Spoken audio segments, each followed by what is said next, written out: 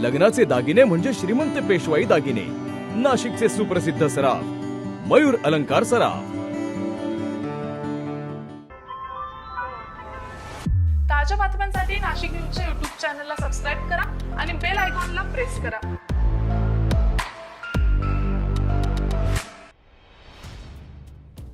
लोकसभा निवडणुकीत ऐनवेळी माझं नाव पुढे केल्यामुळे मी माघार घेतली।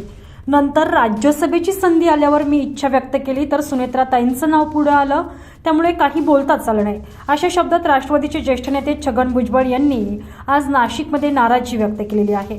मी काय लहान खेळणं आहे का असा सवाल विचारत मुख्यमंत्री देवेंद्र फडणवीस यांची मला मंत्रिमंडळात घेण्याची इच्छा होती, मात्र तसं झालं नाही असं म्हणताना छगन भुजबळांनी अप्रत्यक्षपणे अजित पवार यांच्याकडे बोट दाखवलंय।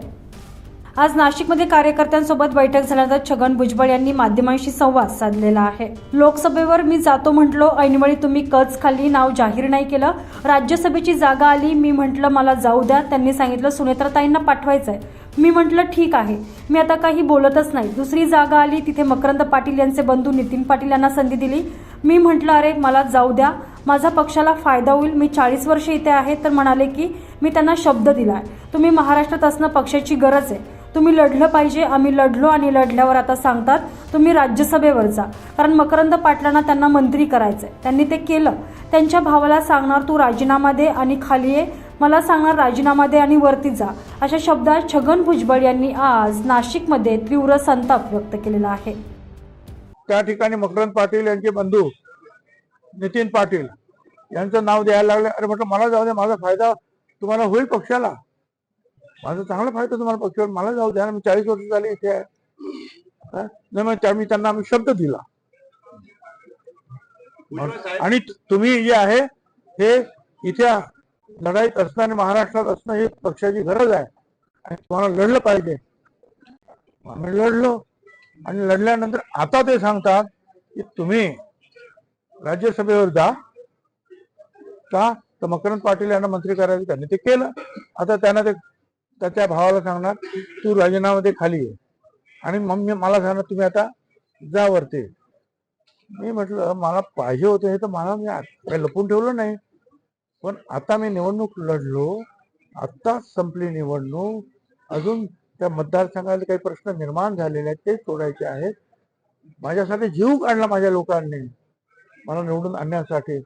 मी त्यांना मी काय सांगू, मी राजीनामा देऊ शकत नाही, कारण राज्यसभेवर जायचं असेल तर विधानसभेचा राजीनामा द्यावा लागेल।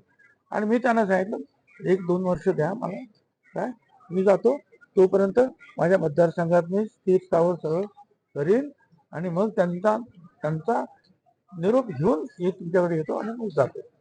4-6 महिन्यापूर्वी त्यावेळेला होय, त्यावेळेला माझं ऐकलं नाही। आणि आता म्हणजे मी काही लहान खेळ नाही का तुमच्या हातातलं, तुम्हाला वाटेल तेव्हा तुम्ही आता वरती, आता बसा खाली, आता निवडणूक लढवा, बर तेही जाऊ द्या, पण माझ्या मतदारसंघातील लोकांना मी राजीनामा दिल्यानंतर काय वाटेल। आणि मी त्यांना सांगितलं मी नक्की जायला, मला जायचं आहे, पण मला थोडे दिवस द्या, माझ्या मतदारसंघामध्ये माझी काही कामं आहेत ती पूर्ण करतो, लोकांची समजूत काढून मग जाऊ। म्हणजे तुम्ही म्हणणार बस बस उठ, छगन भुजबळ तसा मनुष्य नाही। मला मंत्रिपद कुणी नाकारलं हे शोधण्याचा प्रयत्न आता सुरू आहे। कुणी नाकारलं हे शोधावं लागेल। प्रत्येक पक्षाचा निर्णय पक्षाचा प्रमुख घेत असतो। जसे भाजपचा निर्णय देवेंद्र फडणवीस घेतात, शिवसेनेचा निर्णय एकनाथ शिंदे घेतात, त्याप्रमाणे आमच्या गटाचा निर्णय अजित पवार घेतात।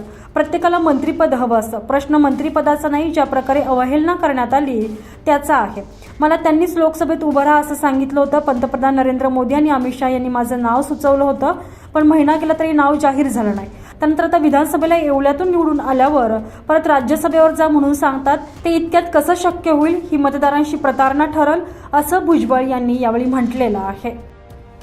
कार्यकर्त्यांनी जे आहे आपलं दुःख, आपली निराशा, आपली उद्विग्नता जी आहे ती प्रत्येकाच्या आपल्याला वेगवेगळ्या भाषेमध्ये त्यांनी मांडले आणि मी पण त्यांना जो आहे जे काही झालं आहे गेल्या 5-6 महिन्यापासून लोकसभेपासून त्याचा सगळा इतिहास त्यांच्यासमोर मांडला। परत उद्या महाराष्ट्रातले सगळे आमचे कार्यकर्ते जे आहेत, समर्थक आहेत, ओबीसीचे लोक आहेत, समता परिषदेचे लोक आहेत, हे सगळे जे आहेत उद्या येणार आहेत त्या सगळ्यांची चर्चा करू, आम्ही जो विचार करू शांतपणे करू. काय? परंतु सगळ्यांच्या मनामध्ये राग आहे, निराशा आहे. आम्ही त्यांना सगळ्यांना एवढंच सांगितलंय की जे काही तुम्हाला व्यक्त करायची तुमची मतं ती मोबाईलवर सुद्धा किंवा बाहेर सुद्धा आपल्या असंस्कृतपणे कोणीही काही बोलू नये. काय? शिवीगाळ नसावे. ते चप्पल मार वगैरे जे काय करता तुम्ही ते अजिबात बंद झालं पाहिजे. ठीक आहे, तुमची मतं जी आहेत लोकशाहीमध्ये ती तुम्हाला व्यक्त करण्याचा अधिकार आहे, परंतु कुठे असंस्कृतपणा नको, शब्द जपून वापरा. काय? आणि चप्पल मार वगैरे आंदोलनात बिलकुल थारा देऊ नका. अजिबात असलं काही करायचं नाही.